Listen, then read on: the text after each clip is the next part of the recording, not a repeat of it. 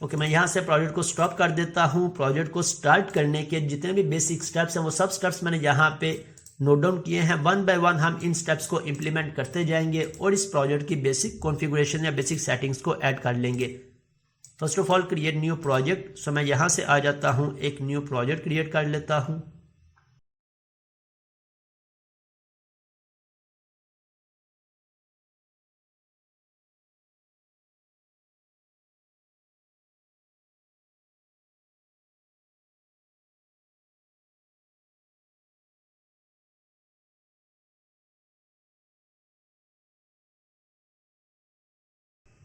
Okay, मेरा project add हो गया। प्रोजेक्ट ऐड होने के बाद क्योंकि मैंने MVC टेम्पलेट को सिलेक्ट किया था इसलिए मेरे पास मॉडल व्यूज कंट्रोलर के फोल्डर्स ऑलरेडी ऐड है। स्टार्टर में इसकी बेसिक सेटिंग्स ऑलरेडी ऐड है।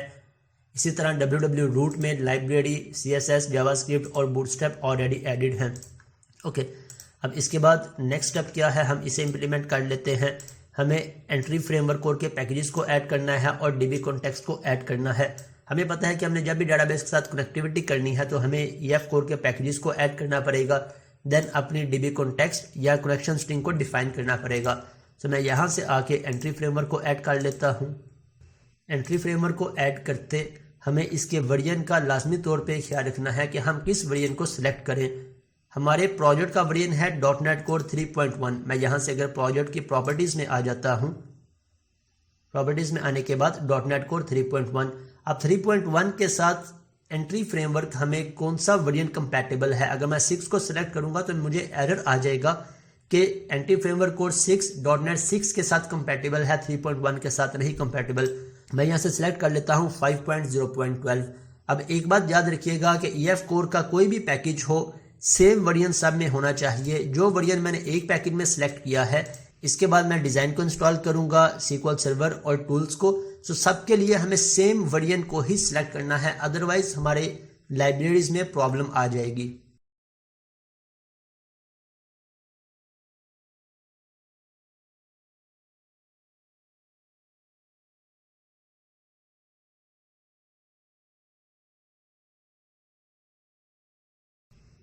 ओके, मेरे पैकेजेस ऐड हो गए। मैं एक दफ़ा प्रोजेक्ट को रीबिल्ड कर लेता हूँ।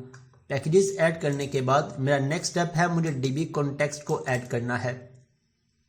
सो DB कॉन्टेक्स्ट को ऐड करने के लिए मैं अपने प्रोजेक्ट में एक फ़ोल्डर ऐड कर लेता हूँ डाटा के नाम से, ताकि मैं इस डाटा के अंदर अपने DB कॉन्टेक्स्ट को ऐड कर सकूँ।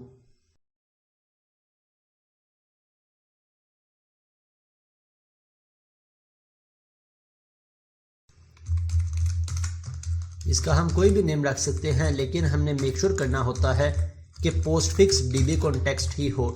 स्टार्टिंग पे हम इसका कोई भी माई DB नाम रख दें, माई EF कोड नाम रख दें, अपने प्रोजेक्ट का नेम रख दें, लेकिन पोस्टफिक्स DB कॉन्टेक्स्ट लाजमी होनी चाहिए। मैंने यहाँ पे क्लास ऐड कर ली। अब इस क्लास को मुझे इनहेरिट करवा लेना है DB कॉन्टेक्स्ट से। DB कॉन्टेक्स्ट में कंट्रोल डॉट प्रेस करूँगा, मेरे पास इंटेलिजेंस ऑप्शंस आ जाएंगे और इनमें से मैं इसकी लाइब्रेरी को ऐड कर लूँगा। अब इस DB कॉन्टेक्स्ट में हमने कनेक्शन स्ट्रिंग को डिफाइन करना होता है और इसके बाद हमने DB सेट्स को ऐड करना होता है। हमारा ये स्टेप इम्प्लीमेंट हो गया। इस स्टेप के बाद अभी तक हमने मॉडल्स को ऐड नहीं किया, इसलिए मैं DB सेट्स को यहाँ पे ऐड नहीं कर रहा, मैं सिर्फ कनेक्शन स्ट्रिंग को डिफाइन कर लेता हूँ।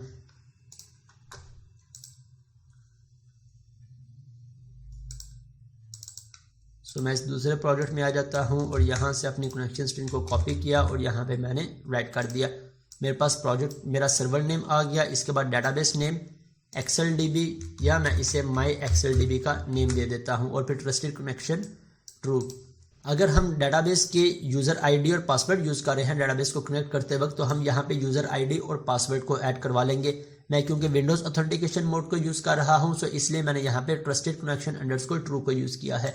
अब इसके बाद हमारा नेक्स्ट स्टेप क्या है कि हमने मॉडल्स ऐड करने हैं। डिपार्टमेंट, एम्प्लॉयज़ और जेसन रिस्पॉन्स का मॉडल। सो मैं मॉडल्स में आ जाता हूँ और इन तीनों मॉडल्स को 1 बाय 1 ऐड करवा लेता हूँ।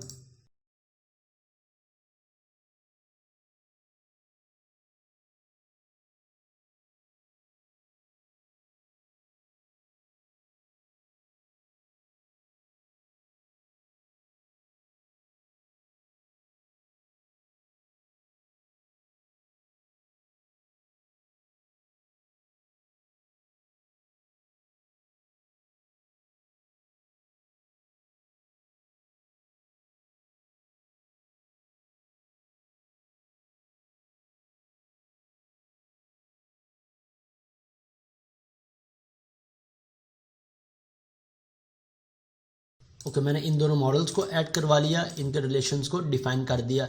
अब बात कर लेते हैं जेसन रिस्पॉन्स की। सो जेसन रिस्पॉन्स में मुझे कौन कौन से एट्रीब्यूट्स चाहिए।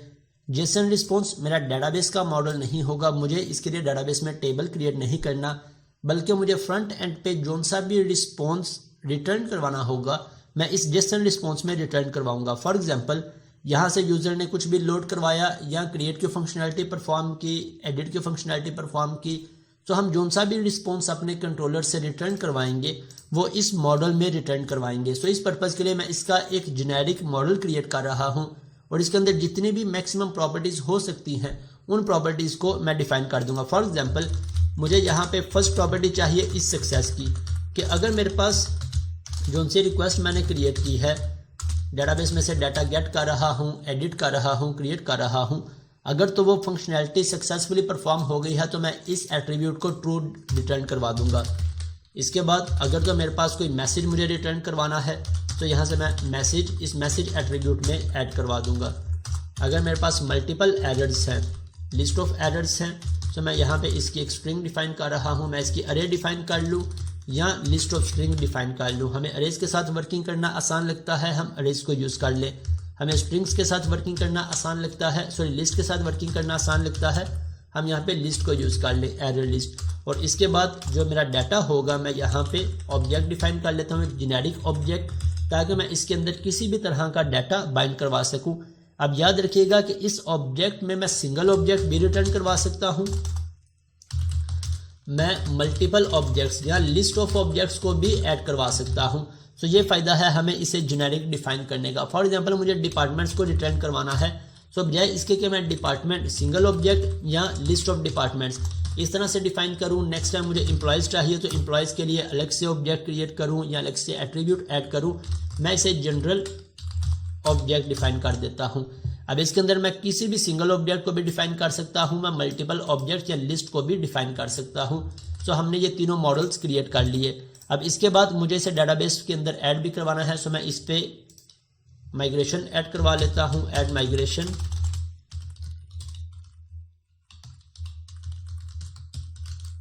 Initial create.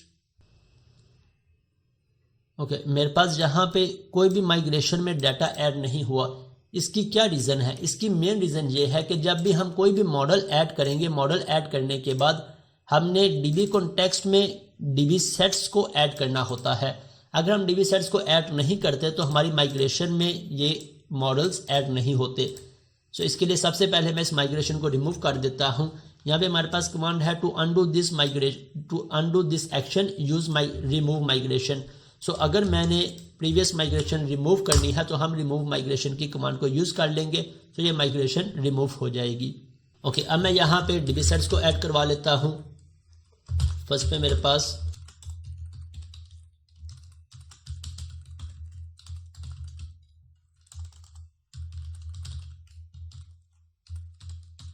इसका मैं रेफरेंस ऐड कर लेता हूँ। यहाँ पे कंट्रोल डॉट प्रेस करूँगा तो मेरे पास इंटेलिजेंस ऑप्शंस आ जाएंगे और इनमें से मैंने यूजिंग स्टेटमेंट को यूज़ कर लेना है।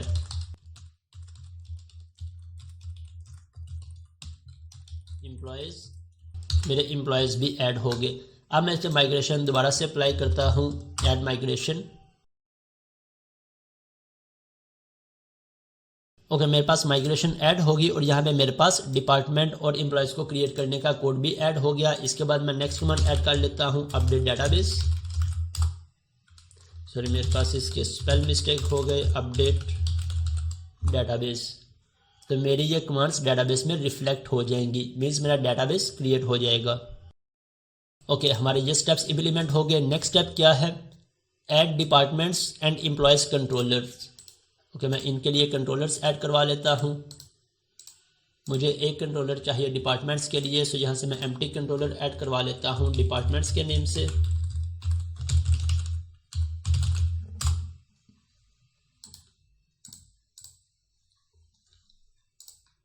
और एक कंट्रोलर ऐड करवा लेता हूँ एम्प्लॉयज़ के नेम से। मेरे दोनों कंट्रोलर्स ऐड हो गए। अब इसके बाद मुझे थीम ऐड करना है, फॉन्ट ऑसम लाइब्रेरी को ऐड करना है। सो पहले मैं फॉन्ट ऑसम लाइब्रेरी को ऐड कर लूँ, इसके बाद मैं थीम को ऐड करवा लेता हूँ। यहाँ पे आने के बाद मेरे पास फ़ॉन्ट ऑसम लाइब्रेरी नहीं है। मैं www पर राइट क्लिक करूँगा, ऐड और फिर क्लाइंट साइड लाइब्रेरीज, और यहाँ पे आने के बाद फ़ॉन्ट ऑसम लाइब्रेरी, ताकि मैं आइकन्स को ईजिली यूज़ कर सकूँ।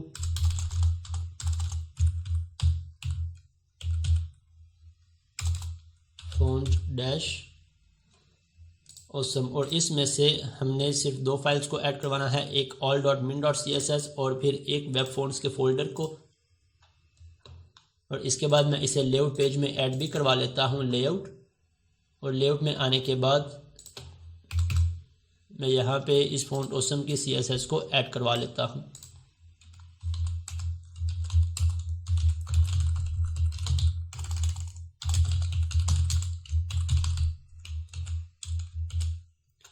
ओके, इसके बाद अब मुझे यहाँ पे थीम ऐड करना है। थीम हम कौन सा ऐड करें? मैं यहाँ से बूट्सवॉच की वेबसाइट ओपन कर लेता हूँ, जिसमें हमारे पास फ्रीली थीम्स अवेलेबल हैं। हम किसी भी फ्री वेबसाइट से थीम्स डाउनलोड कर लें, हमने बाय किए हैं थीम्स, हम उन्हें यूज़ कर लें। अब इस वेबसाइट पे मेरे पास काफ़ी सारे बूटस्ट्रैप के थीम्स अवेलेबल हैं। मैं स्क्रॉल डाउन करूँगा तो इन सब थीम्स को मैं ईजिली अपने पास यूज़ कर सकता हूँ। इन सब थीम्स को कैसे यूज़ करना है? मैं इस थीम को यूज़ करना चाहूँ, किसी भी थीम को यूज़ करना चाहूँ, हम इसे डाउनलोड करके भी यूज़ कर सकते हैं और यहाँ से क्लाइंट साइड लाइब्रेरी से भी ऐड कर सकते हैं। अब यहाँ पे नीचे आने के बाद मैं इस थीम को पल्स को ऐड करवा लेता हूँ। इसे मैं ओपन करता हूँ, हम प्रीव्यू कर लें। अगर डाउनलोड करना है हमने तो हम इसे डाउनलोड भी कर सकते हैं। मैं इसे प्रीव्यू कर लेता हूँ ताकि मैं इसकी कंप्लीट डॉक्यूमेंटेशन को रीड कर सकूँ।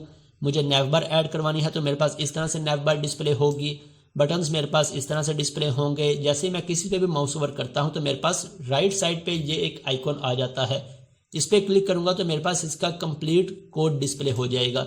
सो इस तरह से हम इनके कंप्लीट कोड को गेट करना चाहें या किसी भी एलिमेंट को ऐड करवाना चाहें तो हम आसानी से ऐड करवा सकते हैं। ओके, अब इसे मुझे किस तरह से ऐड करवाना है? इस थीम का नेम है पल्स।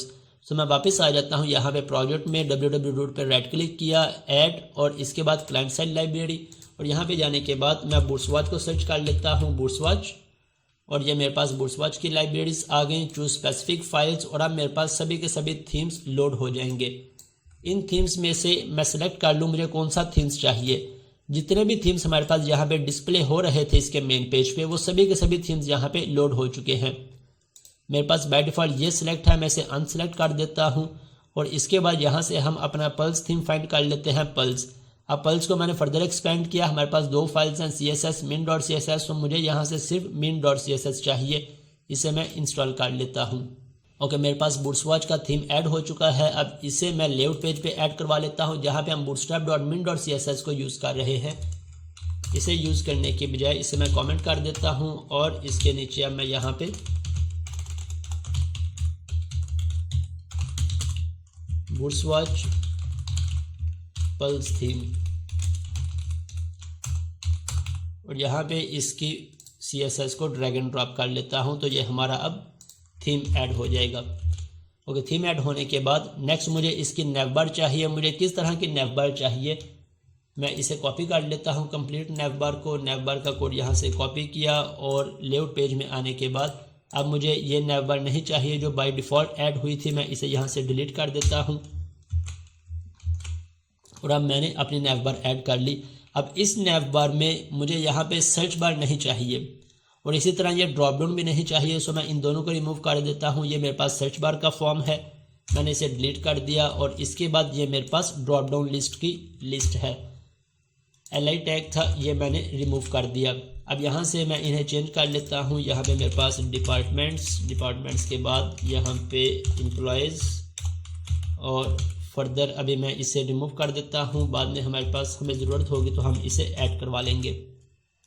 ओके, डिपार्टमेंट्स, जब यूज़र डिपार्टमेंट्स पे क्लिक करेगा तो ASP कंट्रोलर, ASP एक्शन, मैं टैग हेल्पर्स को ऐड करवा लेता हूँ। डिपार्टमेंट्स कंट्रोलर नेम और एक्शन, बाय डिफ़ॉल्ट मैं इंडेक्स को लोड करवाना चाहता हूँ। अभी तक हमने इसके साथ इंडेक्स को अटैच नहीं किया, सो मैं इसके बाद इंडेक्स को भी अटैच करवा लेता हूँ।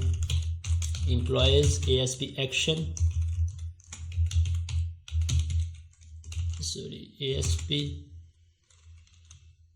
ASP एक्शन ऑलरेडी ऐड कर दिया है मैंने, मैं इसे कंट्रोलर का नेम दे देता हूँ। कंट्रोलर है मेरे पास एम्प्लॉयज़। अब इनमें एक बात नोट करने वाली है कि इनका ऑर्डर मैटर नहीं करता। बेशक मैं पहले ASP कंट्रोलर को यूज़ कर लूँ, टैग हेल्पर को, या ASP एक्शन को ऐड कर लूँ, रन टाइम पे इसकी URL ऑटोमेटिकली जनरेट हो जाएगी। पहले कंट्रोलर नेम ही आएगा, देन एक्शन नेम ही आएगा। अब इसे हम एक दफ़ा रन करके टेस्ट कर लेते हैं। मैं इस प्रोजेक्ट को रीबिल्ड कर लेता हूँ ताकि अगर थीम में किसी लाइब्रेरी में कोई प्रॉब्लम हो तो हम उस प्रॉब्लम को फिक्स कर सकें।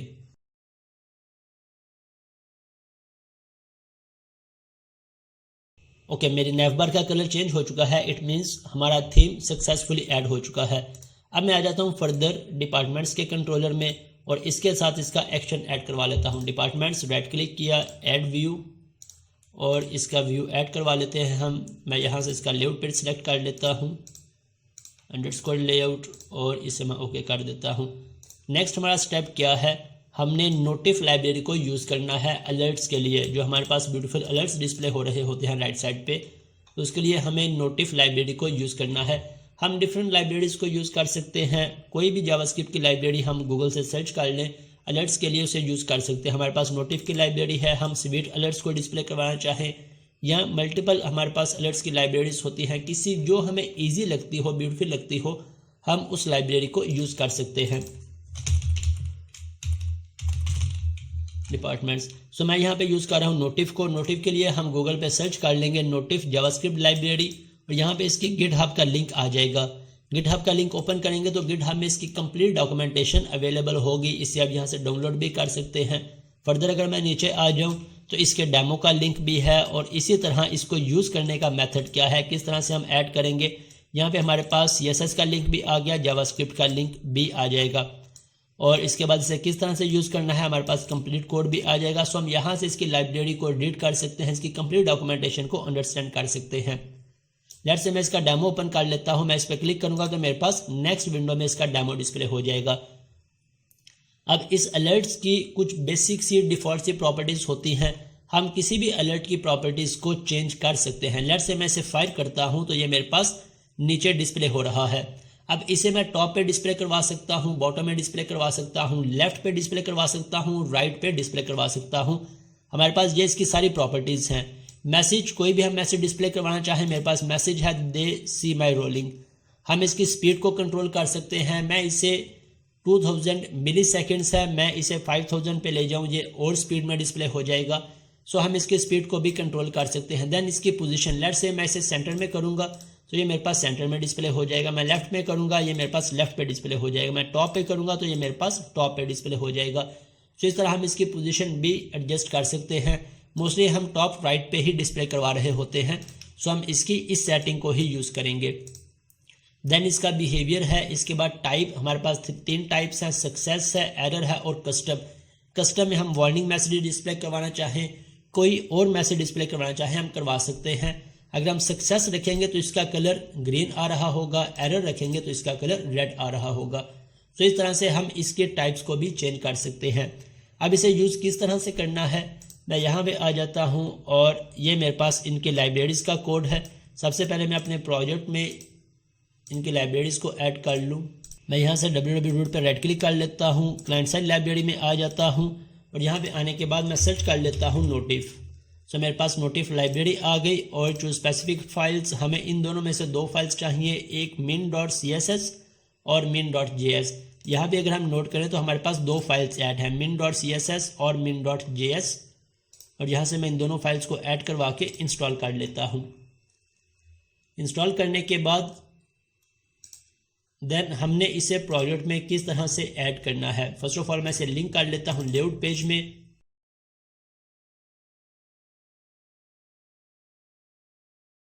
ये इसकी CSS भी ऐड होगी, जावास्क्रिप्ट भी ऐड होगी। अब इसके बाद इसका कोड हमने किस तरह से ऐड करना है, हमने जिस जगह पे भी इन अलर्ट्स को डिस्प्ले करवाना है, हमें सिंपल इन कोड्स को यूज़ करना पड़ेगा। इसका एक इंस्टेंस क्रिएट करेंगे। इंस्टेंस क्रिएट करने के बाद अगर एरर मैसेज है तो notif.error, अगर सक्सेस मैसेज है तो notif.success, तो हमारा ये अलर्ट डिस्प्ले हो जाएगा। अब इसके बाद हमने इसकी अगर फर्दर प्रॉपर्टीज़ चेंज करनी है, मुझे टॉप राइट पे डिस्प्ले करवाना है, मुझे बॉटम में डिस्प्ले करवाना है, या मुझे इसकी ड्यूरेशन को चेंज करना है, तो फर्दर प्रॉपर्टीज़ हम यहाँ से रीड कर लेंगे और इसके अकॉर्डिंग हम इनकी प्रॉपर्टीज़ को चेंज कर सकते हैं। यहाँ पे सक्सेस, एरर, डिसमिस ऑल, और इसी तरह मेरे पास फर्दर भी होगा। एरर मैसेज है तो हम इस तरह से इनकी लाइब्रेरीज़ को फर्दर इन्हेंस कर सकते हैं। मैं इसका यहाँ पे एक जनरल सा कोड डिफाइन कर लेता हूँ ताकि मुझे हर दफ़ा इसके ऑब्जेक्ट को ऐड ना करना पड़े। JS, यहाँ पे हमारे पास site.js, और यहाँ पे मैं इसका एक जनरल कोड डिफाइन कर लेता हूँ। नोटिफ, यहाँ पे नोटिफ का ऑब्जेक्ट क्रिएट किया, ड्यूरेशन मैंने डिफाइन कर दी 3000, पोजीशन डिफाइन कर दी x और y। x means x axis में और y मीन्स y एक्सिस में। x एक्सिस में मैं राइट साइड पे डिस्प्ले करवाना चाहता हूँ और y एक्सिस मीन्स टॉप पे डिस्प्ले करवाना चाहता हूँ। देन टाइप्स, मैंने इसकी 3 टाइप्स डिफाइन कर ली, सक्सेस, वार्निंग और एरर। सक्सेस को कॉल करूँगा, सक्सेस में मैं जो भी मैसेज पास करूँगा वो मेरे पास डिस्प्ले हो जाएगा। एरर को कॉल करूँगा, एरर का मैसेज डिस्प्ले हो जाएगा। अब ये लाइब्रेरी भी यहीं पे नीचे किसी जगह पे ये डिफाइन है। मैंने इस ऑब्जेक्ट को यूज़ किया, constant new notif, duration, position, types. हम इनके टाइप्स के अंदर फर्दर ड्यूरेशंस भी ऐड करवाना चाहें, टैग्स ऐड करवाना चाहें, मल्टीपल टैग्स ऐड करवा सकते हैं, क्लास नेम्स को ऐड करवाना चाहें, क्लास नेम्स को भी ऐड करवा सकते हैं। अब मैंने इसे site.js में क्यों रखा है, ताकि मुझे जहाँ पे भी यूज़ करना है मुझे हर दफ़ा इसका न्यू इंस्टेंस क्रिएट ना करना पड़े। मैं इसी को यूज़ करके मेरे हर एक पेज पे ये ऐड हो जाएगा। तो इसी इंस्टेंस को मैं यूज़ करके सिर्फ मुझे इसके टाइप को कॉल करना पड़ेगा। मीन्स मुझे एक लाइन का कोड सिर्फ यूज़ करना पड़ेगा, ना कि मुझे 2 से 3 लाइन्स का कोड। और इसके बाद मैं इसे यहाँ पे भी ऐड करवा लेता हूँ, site.js। यहाँ से मेरे पास नीचे होगा site.js ऐड। इसे मैं कॉपी करके इन तीनों लाइब्रेरीज़ को कॉपी करके मैं टॉप पे ले जाता हूँ और यहाँ पे इसे डिस्प्ले करवा देता हूँ। jQuery फाइल, bootstrap.min.js और इसके बाद site.js। ओके, हमने नोटिफ की लाइब्रेरी को भी ऐड करवा लिया। अब जब हमारी रिक्वायरमेंट आएगी इसे यूज़ करेंगे तब हम इसको फर्दर एक्सप्लोर कर लेंगे। Next, display list and create form on single page. अब हमने किस तरह से सिंगल पेज पे लिस्ट को डिस्प्ले करवाना है।